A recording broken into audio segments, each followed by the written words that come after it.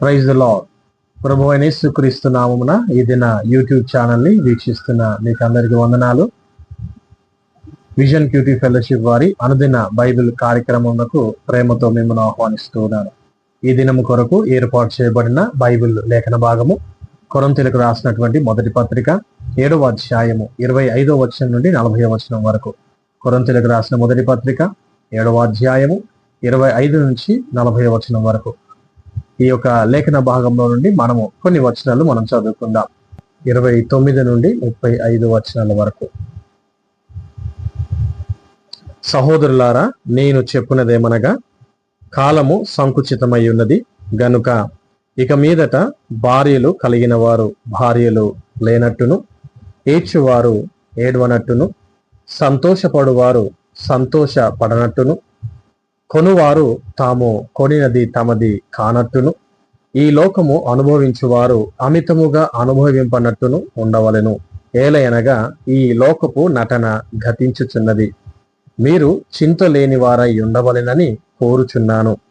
పెళ్లి కానివాడు ప్రభువును ఎలాగూ సంతోషపెట్టగలనని ప్రభువు విషయమైన కార్యమును గూర్చి చింతించుచున్నాడు. పెళ్లి అయిన వాడు భార్యను ఎలాగూ సంతోషపెట్టగలనని లోక విషయమైన వాటిని గూర్చి చింతించుచున్నాడు. అటువలనే పెండ్లి కాని స్త్రీయు కన్యకయు తాము శరీరమందును ఆత్మయందును పవిత్రురాండై యుండుటకు ప్రభువు విషయమైన కార్యములను గూర్చి చింతించుచుందురు గాని పెండ్లి అయినది భర్తను ఎలాగూ సంతోషపెట్టగలనని లోక విషయమైన వాటిని గూర్చి చింతించుచున్నది. మీకు ఉరియొడ్డవలెనని కాదు గాని మీరు యోగ్య ప్రవర్తనులై తొందర ఏమీయూ లేక ప్రభువు సన్నిధానవర్తనులై ఉండవలెనని ఇది మీ ప్రయోజనము నిమిత్తమే చెప్పుచున్నాను. ప్రియులారా, నేటి లేఖన భాగాన్ని మనం అనుసరించి ధ్యానం చేయబోతున్నటువంటి అంశం పేరు ప్రభువుకు ప్రీతికరమైన జీవితం. ప్రభువుకు ప్రీతికరమైన జీవితం. ఈ యొక్క లేఖన భాగాన్ని మనము చదివి ఆలోచన చేసి గ్రహించే విషయం ఏంటంటే, కొరింథీ సంఘంలోని విశ్వాసులు ఎదుర్కొంటున్న ప్రస్తుత పరిస్థితుల యొక్క తీవ్రతను బట్టి మరియు దేవుని యొక్క రాజ్యము త్వరలోనే వస్తుందనే నమ్మకముతో అపోస్తులైనటువంటి పౌలు అవివాహితులుగా లేదా ఒంటరిగానే ఉన్నటువంటి వారికి ఒంటరిగా లేదా అవివాహితులుగా ఉండిపోవడమే మంచిదని జాగ్రత్తగా సలహా ఇస్తూ ఉన్నాడు.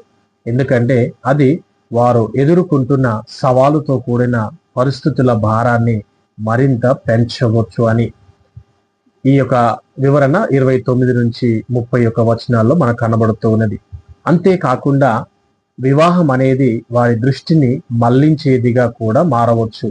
ఎందుకంటే వారు తమ భాగస్వామికి మరియు ప్రభువుకు ఇద్దరికీ సేవ చేయవలసి ఉంటుంది.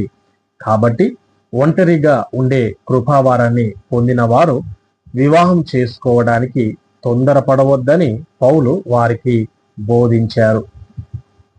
విధవరాలు ఒక విశ్వాసిని తిరిగి వివాహం చేసుకోవచ్చని కూడా ఆయన చెప్పారు. అయితే వారు ఒంటరిగా ఉండిపోవడమే మంచిదని తాను నమ్ముచున్నట్లు ఈ మాటను కూడా జోడించి చెప్పడం జరిగింది.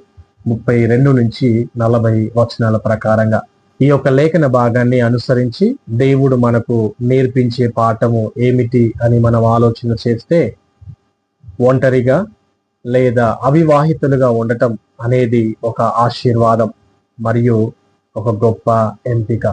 మరొకసారి, ఒంటరిగా లేదా అవివాహితులుగా ఉండటం అనేది ఒక ఆశీర్వాదం మరియు ఒక గొప్ప ఎంపిక. వివాహం చేసుకోవడం మంచిదేనని పౌలు చెప్పారు.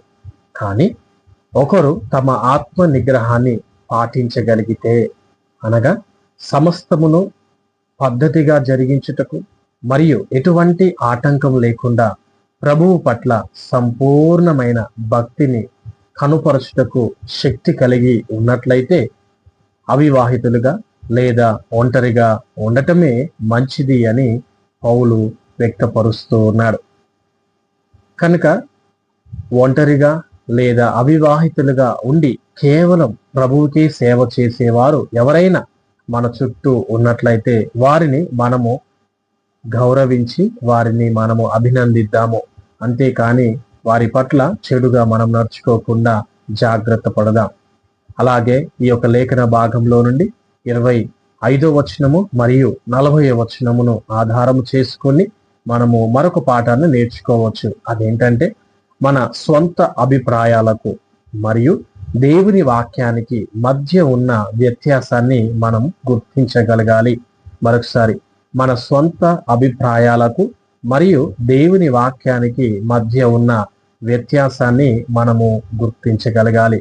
ఎందుకంటే ఇక్కడ అపోస్తున్నటువంటి పౌలు ఎంతో లోతైనటువంటి ఆలోచనతో మాట్లాడారు, ఒక అపోస్తలుడిగా మాట్లాడారు. కానీ ఇది తన వ్యక్తిగత అభిప్రాయమేనని, దేవుని నుండి నేరుగా పొందిన ఆజ్ఞ కాదని ఆయన స్పష్టంగా పేర్కొన్నారు.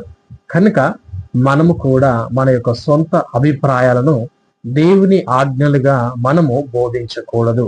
ఇది నా అభిప్రాయమే అని మనము వినయంగా ప్రకటించడం మరింత నమ్మదగినది, శ్రేయస్కరమని మనము ఈ యొక్క వచనాల నుండి మనం నేర్చుకుంటూ ఉన్నాం. ఈ యొక్క లేఖన భాగంలో నుండి మనము నేర్చుకున్నటువంటి పాఠాలను అనుసరించి మనము నడుచుకోవటానికి, జీవించడానికి దేవుని యొక్క సహాయాన్ని మనం కోరుదాం. మొట్టమొదటిగా మన చుట్టూ ఎవరైతే అవివాహితులుగా ఒంటరిగా ఉండి ప్రభు యొక్క సేవను, పరిచర్యను ముందుకు తీసుకొని వెళ్తున్నారో వారిని మనం గౌరవించి ప్రేమించుదాం. రెండవదిగా, దేవుడు మనకిచ్చినటువంటి తలంపులను ఇది దేవుని ఆజ్ఞలుగా అని మనం ప్రకటించకుండా, అది దేవుని యొక్క ఆజ్ఞ కాదని, కేవలం నా అభిప్రాయమేనని ప్రకటిస్తూ ముందుకు సాగే శక్తిని, నడిపింపును దేవుడు మనకిచ్చినట్లు ప్రార్థన చేసుకుందాం. తలలు వంచినట్లయితే ప్రార్థన చేసుకుందాం. పరిశుద్ధుడా, మహోన్నతుడా, మీకు వందనాలు.